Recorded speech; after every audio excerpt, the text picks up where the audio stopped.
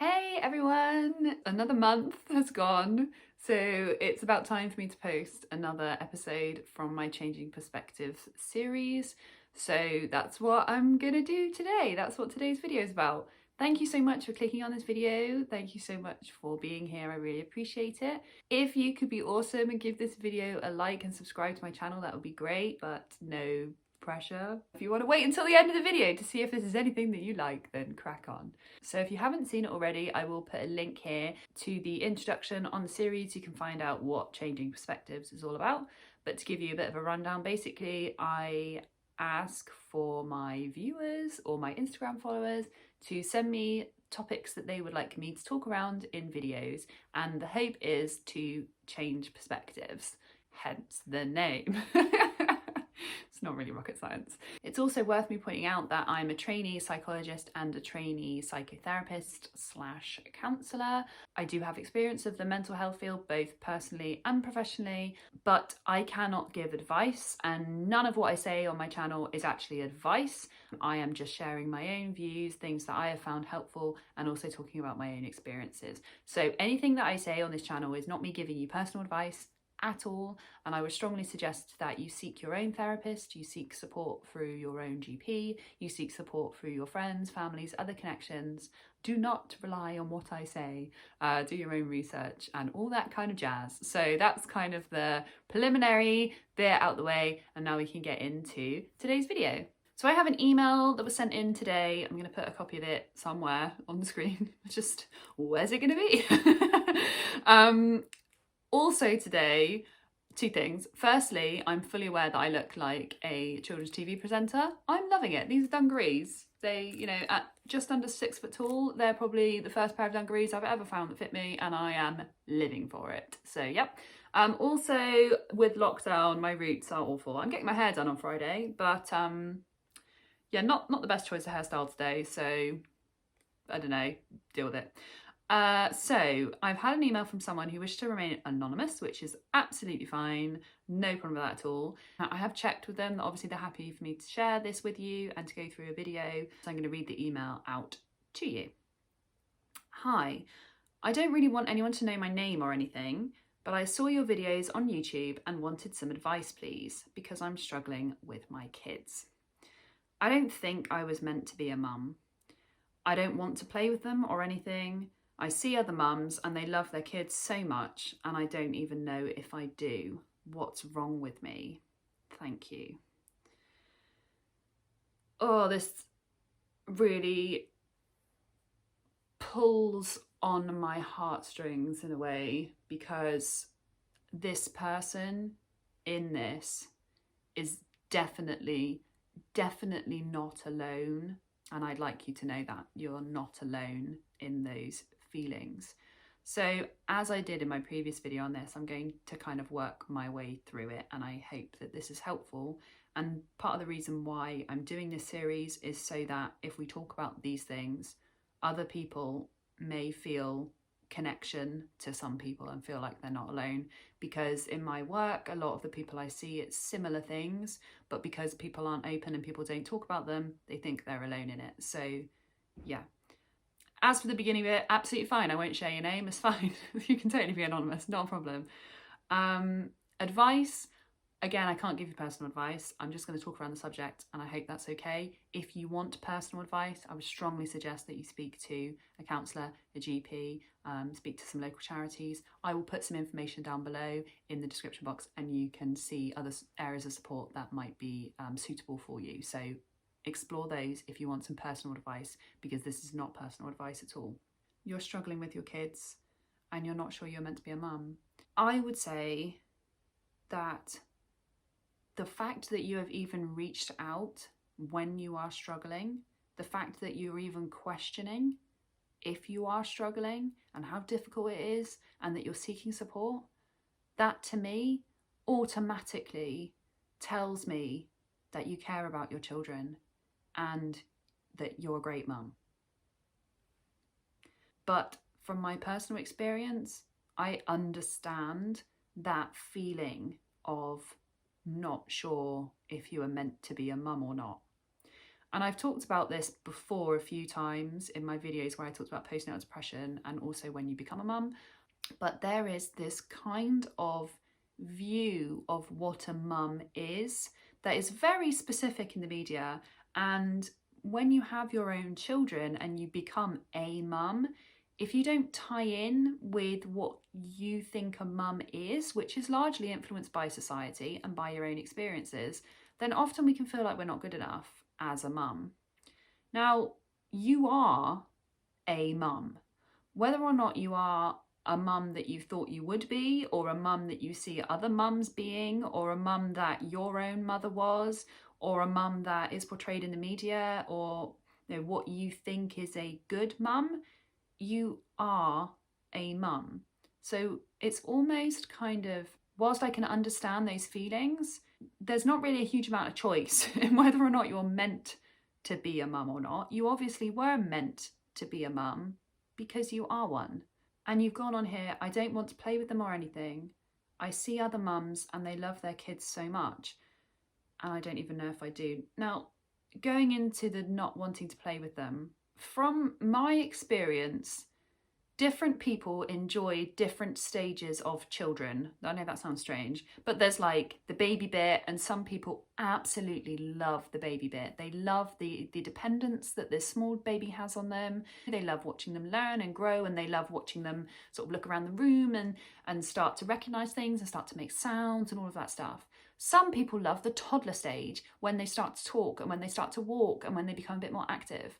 Some people love the preschool age. Some people love the kind of early years and then the childhood bit. And then I'm sure there must be some people that love the teenage bit, but I'm not sure I've met anyone that loves the teenage bit yet. But the point is, there's different stages of children.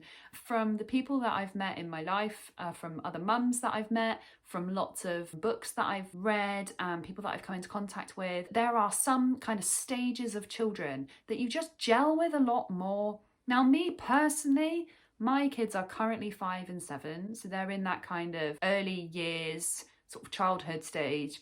I love the age that they are now, but it is the age where I'm constantly asked why, and we constantly talk about stuff, and there's loads of questions, and some people absolutely hate that stage, and they may have really wished that their child was kind of a baby for a bit longer because they love that bit. Oh my God, I hated that first year. I just didn't enjoy it. It didn't gel with me. Now, in terms of wanting to play with your children, like, you're a grown adult and you probably have very, very different interests than your children do. And at times when your children are playing, you have to do other things that adults have to do. You don't necessarily want to play with cars or play Lego or play with Barbies. I just know personally, Barbie dolls are like the nemesis for me. If my kids have got the Barbies out, nope. But the thing is you don't have to. No, you don't have to constantly play with your kids all the time. Kids also need to learn independent play skills. They need to learn to play on their own. They need to learn that sometimes people have other things to do that mean that their parents aren't available to them all the time. And you've said kids, which I'm guessing means that there's more than one. They also need to learn how to play together. And sometimes if you're involved in that, sometimes that can be great because you can help to mediate and you help to facilitate the play. Other times you actually take away from them learning those skills themselves.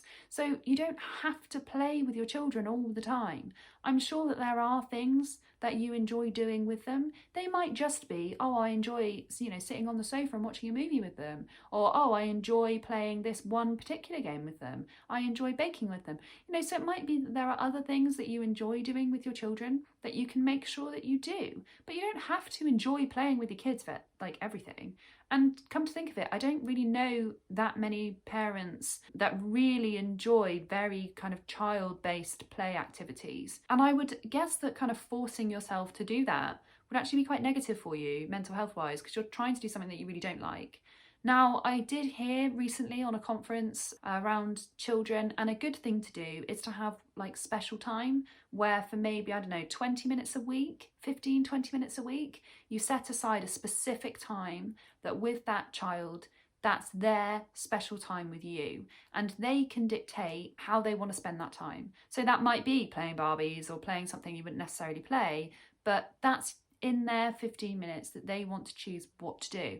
And you can make sure that that time is like protected time. Probably 15 minutes is a bit too short. You probably want sort of half an hour, but you can make sure that's a protected time as much as you can. So with no interruptions, your phone goes off, other siblings are taken care of. Try and schedule it in so that it is kind of uninterrupted time. And then with that special time with that child, that becomes the time when you can do the activity. And that's it. You don't have to worry about it the rest of the week. You don't have to feel guilty about it the rest of the week, because you know that in that half an hour slot, whatever, you've got time to do that one thing, but you don't have to do it the rest of the time. For me personally, that's been huge because it helps my children feel like what they want to do is also valid, and we share that together, which is lovely. It also means they each get uninterrupted time with me, which they really enjoy. And sometimes they pull stuff out of the bag that I wouldn't necessarily think we were going to do, and we do lovely things together. So with my daughter a couple of weeks ago, she wanted to go for a walk in her special time, which at that point we could make that happen. So that was great. You know, we went on a walk. I love walking. We got to share that together. So sometimes it can be things that you also enjoy. And I also think it can be difficult when, for example, I remember the days when my children were young and people would come and visit and they would be so engrossed with my children and they would just play with them and be really involved with them, and then they left and I felt like rubbish because I just felt like, oh my God, that person's so wonderful and I'm here struggling and they're playing with them and doing all these things with them, and it really made me feel rubbish. But now it's interesting because when I go to see friends who have children, I'm all over their kids, you know, like I love it. I'm there with like the little squeaky toy or whatever with the baby, like, oh, look over here, oh, look over, look at, you know, and do all that. The reason why is because I'm only there for an hour or two. You know, it's not my life. I don't constantly have to sit with this baby staring at a play gym or whatever. That drove me crazy when it was my own. Take your interactions with a pinch of salt. And if you're going to like a baby group or a child group, whatever, and you're looking at other parents and what other parents are doing, just try to remember that that is only an hour of their day or 2 hours of their day. And you have said here, you see other mums and they love their kids so much. How do you know? You know, like, what is it that you're seeing in them that makes you think that they love them so much? Because if it's because they're interacting with the kids and because they're doing stuff with the kids, you're only seeing like an hour. We all do that a bit. When we're around other people, we all kind of put a brave face on and do things that we wouldn't necessarily do at home because we feel like people are watching us, and you don't know that that's not something that they're experiencing too. Comparison and comparing to other people is, mental health wise, really, really problematic because we compare what we can only see from an outward projection. So we compare someone else's actions, usually to our thoughts, and those two things are so totally different. And as I said, you saying here, you don't even know if you love your children. The fact that you are messaging me and asking and worrying about this clearly shows that you do. And I know that you probably won't be able to see that, but parents who don't love their kids, I would think, wouldn't really care what impact their actions are having, wouldn't really want to get any support, wouldn't waste their time worrying about it. So the fact that you are sending this message kind of tells me that that's not the case, and it's just that you can't currently see that. And your final question, what's wrong with you? I would say nothing is wrong with you. You've had a major, major life change when you have children. It is never at all remotely how we expect it to be and how we are told to be. We have constant media advertising showing us women who breastfeed really easily, who have pristine houses. Everything is white everywhere. Why is everything white? And we never ever really see the reality of parenting. You know, like, there's lots of press that both puts parents on a pedestal and also knocks parents off pedestals depending on what their behaviours are. So it's very, very easy for us to feel like there is a standard that we need to meet. And in reality, parenting is what you make it. The whole construction of childhood is relevant to the context that you're in. So travel further afield and you'll see that the notion of childhood and childhood experiences is very, very different in different countries. And ultimately, however you choose to parent your children is the right way for you. And you need to feel safe and secure to be able to work out what works for you and what doesn't. But first off, I would say that validating your own experiences and understanding that all parents struggle in one way or another, that's not uncommon. Nobody is doing it perfectly. those are really, really helpful. There are so many blogs now that mums write that are very real discussions and experiences about parenting. I will link some of them down below for you, but just hearing mums being open and talking about their real life experiences that they're going through and how difficult it is was something that me personally helped me to really see that I wasn't alone in how I was feeling. It sounds like you're very in your own head and worrying a lot and lots of anxiety around this, and that you feel alone and that you alone are experiencing these things. And I guess from this, I would just want you to take away that you aren't alone. There will be many people who will watch this and who will relate. Many people. There'll probably be like 50 people that watch this video, but people will watch this video and they will relate to what you're saying. And I think people are really starting to see the helpfulness behind sharing their real experiences rather than trying to keep up this pretense that parenting is kind of easy and it comes naturally to everyone and it's a walk in the park, because it isn't. And I would strongly say as well that there are areas of parenting that come very naturally to people. Like I said, some people hit the ground running and have an awesome experience with a baby and then really, really struggle when they're a toddler or a teenager or whatever. Other people, as their kids are talking more, have that experience and they struggle with the baby bit. It's different experiences for everybody at different stages, but there's no perfection at all. And what's important is being real and authentic in your experience, seeking support if you need it, and working out what works for you. And there's no requirement to play with your children all the time. You don't have to do that at all. And it can feel like a lot of pressure when people say like, oh, the reason I had children was to be a kid again and to play. And it's like, well, yeah, but what if I just want to bake cakes and watch Netflix? Do that with your kids. The important thing for kids is that they're seen and heard. So it's about involving your children, talking to your children, listening to them, being available to them. If you don't want to play with them, explain why. Or as I said, a couple of suggestions there about setting some boundaries around that so you don't feel quite so guilty and so much pressure. But anyway, I hope that's been helpful. I feel like I've just rambled a lot, which is kind of standard in my videos. If you don't know me by now, I tend to do that a bit. But I do hope that this has been helpful for you.